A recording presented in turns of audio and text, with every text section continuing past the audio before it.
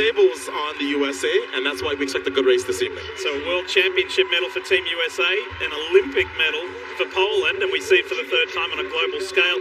Later tonight, you will see Allyson Felix run in the only final on-track we have for you tonight in that mixed 4x400. Right now, let's get back to women's 1500, and Cara, Faith Kipyegon is just a tremendous competitor, and she comes here as the Tokyo gold medalist.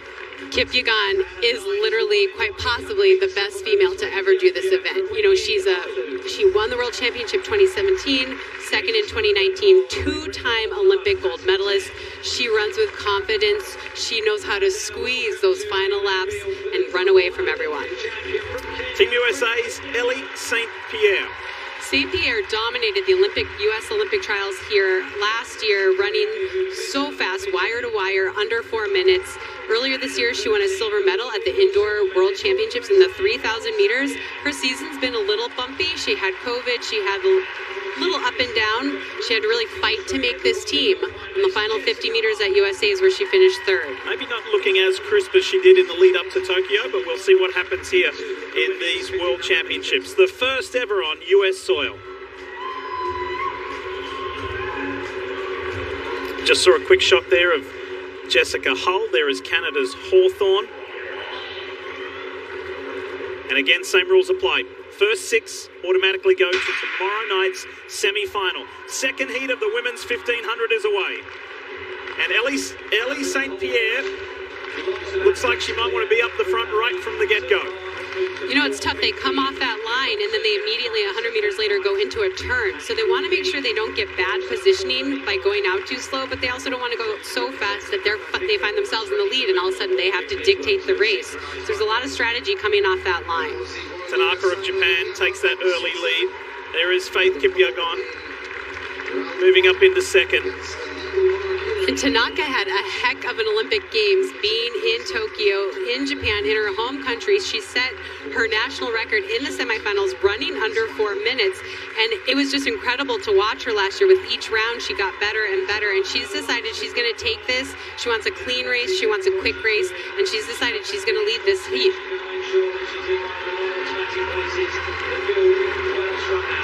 Hull in third, just behind Kipyegon. And then Ellie St. Pierre, Jamaica's Tracy, now moves into that top 5.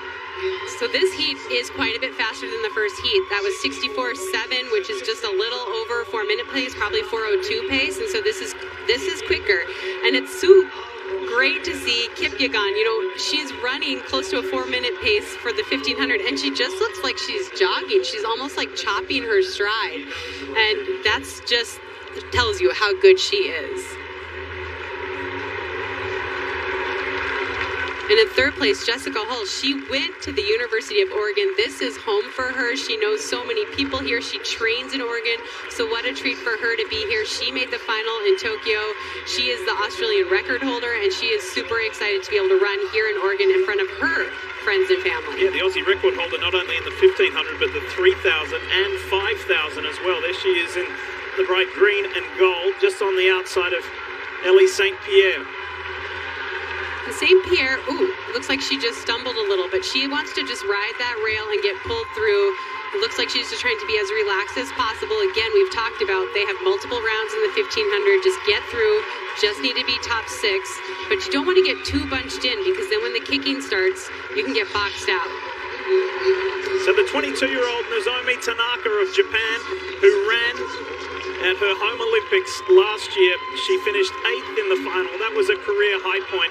As Kipyegon and Hull go to the front, Mexico's Galvan is on the outside there. You see all in red. And there's Perez. That is Marta Perez of Spain. Galvan has just dropped back a couple of positions. Ellie St. Pierre in good position. Hailu of Ethiopia is on the outside. And they know that they're coming to the bell lap. You've got to be in that top 6 if you want to automatically qualify for tomorrow night's semi-final. And Hailu is a part of that really, really strong Ethiopian team where they are hoping to come in here and put multiple women on the podium here. And she moves herself front now. But we're going to start to see some kicking here, Lee, because they're just too close together. There are too many women together at this point, and they're very bunched, which makes me nervous. We've got to see someone really take it now and string it out, and it looks like that's going to be Faith Kipyegon.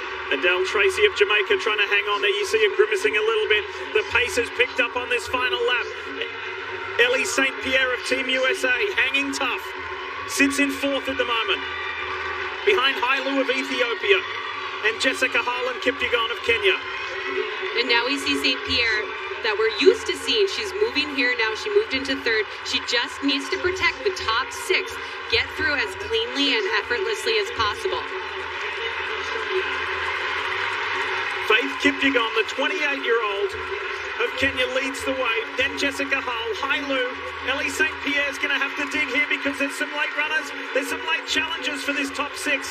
Ellie St. Pierre will get there, qualifying fourth, goes through to tomorrow night's semi-final.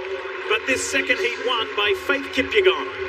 You know, it's almost deceiving when she goes to the front because she looks relaxed. She doesn't look like she's pressing, but she's definitely tightening those screws and really taking control of the race. And you start to see it on the faces of the women around her, not on her. 4:04.53, the time for Faith Kipyegon.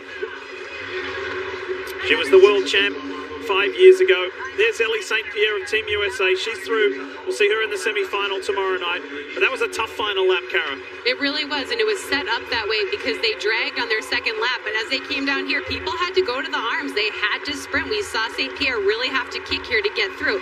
The only person who's slowing down and relaxing is Faith Kipyegon. She looks over her shoulder and sees that she doesn't need to do any more work, and she actually kind of slowed down. But everyone else had to fight all the way through that line. We see Jessica Hull there, and she trains with Sinclair Johnson from the U.S., so they are teammates, and they are both through to the next round. Really strong finish from Hannah Klein as well of Germany. You see her on the left there, just behind Ethiopia's Hailu, and Tanaka of Japan. Here's Ellie St. Pierre's reaction. Woo. Had to dig a little bit on that one, but I'm through. She's through. She got the job done. Maybe not as easy as she wanted, but she's through. So, 2 heats in the women's 1500 height of the day, 14.9, entering the competition, the reigning world indoor champion, Sandy Morris. Undefeated on the season, and that's how you want to start the competition right there. She's been sitting there at the back of the runway for about 45 minutes, and that's all you're looking for. It doesn't matter what happens as long as the bar stays up. You can see her shaking the dirt off, getting ready for the next bar. Lee? Thanks, fellas. We'll continue to watch that with a lot of interest as we bring you the third and final heat of the women's 1500 metres here at Hayward Field. And one of the favourites not only in this heat but for the World Championship is Ethiopia's Gudaf Sagai. Sagai is so talentedly over multiple distances. She was the bronze medalist in Tokyo last year, but the 1500 is where she has really shined. She's the only woman to break 355 indoors. She has a world record at 353. She won the world indoor title earlier this year. One thing about her is she just likes to run fast and even. We don't normally see her being able to switch gears, and so her best race is to take it and lead it. In the heats here, she can be a little bit looser with that because she is in such a high class. She has already run under 357 this year. Big chance for all 3 Team USA women to go through to the semi-finals. 2 of the 3 are already through. Here's Corey McGee, who finished runner-up to Sinclair Johnson just 3 weeks ago here at the National Championships. And what a story for Corey McGee. She did make the Olympic team last year, but she made the U.S. World Championship team in 2013 as a collegiate athlete. She struggled for a really long time, and last year and this year she's really built herself back into the athlete she believed she could be, making the Olympic team and now making her second World Championship team. If you're watching from Mississippi, Corey's your athlete, so cheer her along. She needs to be in the top 6 in this heat or be in the next 6 fastest times to guarantee a spot tomorrow night in the semi-final of the women's 1500. And she receives a warm round of applause. You know, her training method is a lot of aerobic work, and she really dove into that this year so that she'd have more strength through the rounds. She's hoping that all that extra strength work will pay off, feeling good and fresh in the final. If you're watching on the East Coast and you're wondering about what time is bedtime tonight, stay up. We got the men's 100 metres coming up. 7 heats where you'll see the Olympic champion, Marcel Jacobs of Italy. You'll see Fred Curley, who won silver in Tokyo last year. You'll see him and a whole lot more. But this is the women's 1500 metres third and final heat. to determine what the semi-finals look like tomorrow night. And as we see before, you see them off that line very, very quick, and then they kind of put on the brakes. They want to fall into position. They want to find out, the perfect position for them. We see Hall right there from Australia, and she was the 1,500-meter record holder from Australia, but she had a very, very good run at the Olympic Games. She finished 6th in the final.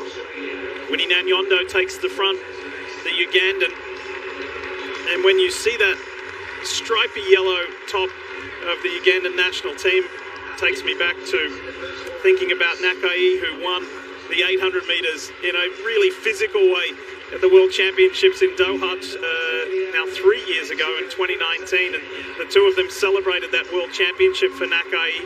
But this is not the 800, this is the 1500, so maybe Nanyondo can do her country proud and go through to the semis by being in the top 6 at the end of this race. And we see Sagai, she's moved on the outside. She wants to stay out of trouble. She just wants to run along as easy as possible. And we just see the first quarter at 67.17. So this is quite a bit slower than the last heat that we just saw. Let's get you back to field. Here's Trey Hardy, Paul Swangard, fellas. The three-ring circus continues inside the track. The Olympic champion, Katie DeJean, at 14.9. Right down the middle. Man, I love track meets. This is awesome. So much action, and the Olympic champion is on to the next part. Might take 1 or 2 more, but we got a competition brewing here. Back to you, Lee. Nice to see that expression, Trey. She was pleased with that. Well done, Katie. As this is Australia's Lyndon Hall, a 2-time Olympian, takes the front of this pack, but it might be only briefly, because here comes the opposition from Gudaf Sagai. And what Gudaf Sagai does so well is she just is a grinder. She will take it to the front and grind that pace and wear people out. And Corey McGee is smart to go here. She knows this is a real move. This is a person I need to follow. I need to put myself in a position to be in that top 6 when we come down that home stretch. So Sagai, Winnie Nanyondo, Winnie Chebet of Kenya running 3rd there. You see in the black and red. And look, already there's some jostling for better track position. Look at Sagai and the control and effortlessness of her stride. And it makes me laugh because when she races, she's so focused, she almost looks angry. But if you follow her on social media, on her Instagram, she's laughing, smiling. She loves what she does.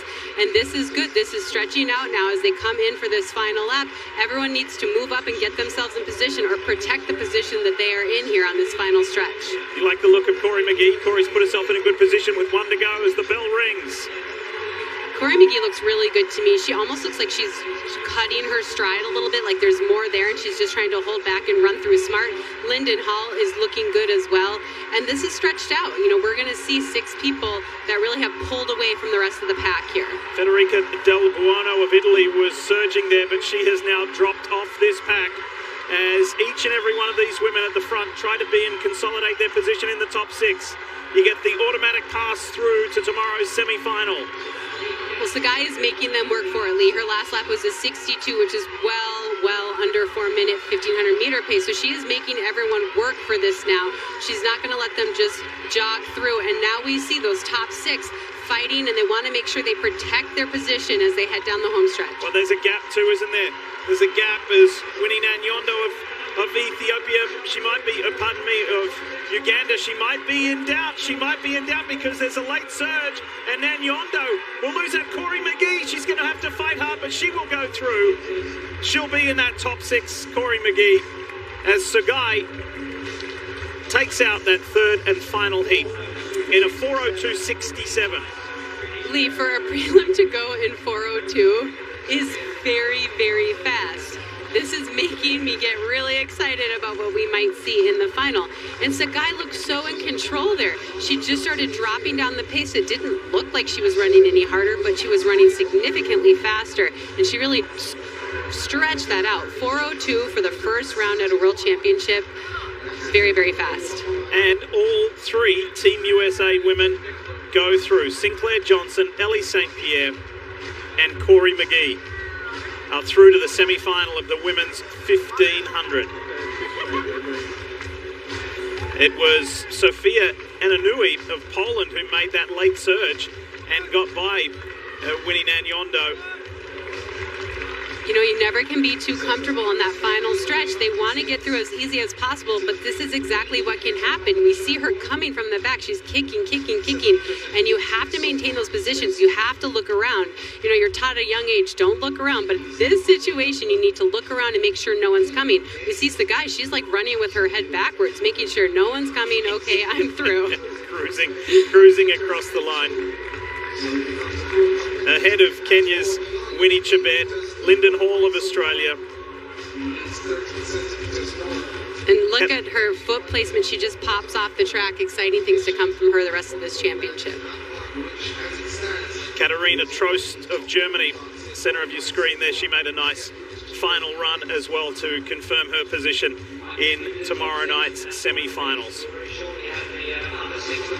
So women's 1500 heats are complete. Coming up short.